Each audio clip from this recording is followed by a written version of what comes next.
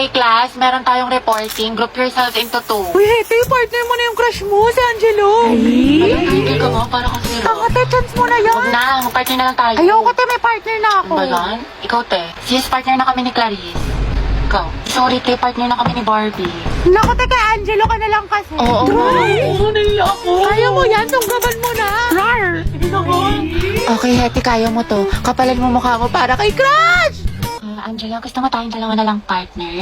Alam mo, magaling ako dyan, pati maging partner in life. Ay, te, kinakalabang ka ni Nicole, payag ka dyan. Kuha ko yan, butasan ko sa tagiliran. True. Ay, hindi pwede. Sorry. May kapartner na kasi ako.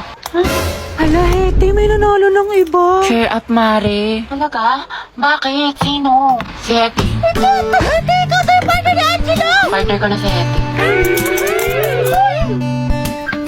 Angelo at Hete, ang head. Hoy, ang haba ng hair mo, natatapakan na. Go, head. Asin? Lasiman. Ba't kinikilig ang beshi ko? Kasi pinili ang beshi mo. Hetty. Pwede bang tayong dalawa na lang mag-partner? Oo naman, walang problema. Okay lang sa akin. Tipangabang boy pa nga eh. Ano, may sinasabi ka? Ha? Hindi, wala sabi ko ano. Pag-usapan natin yung reporting. So, ako na lang maghati ng parts natin sa reporting kung okay lang sa'yo. Oo, okay lang. Salamat. Patugtog lang ako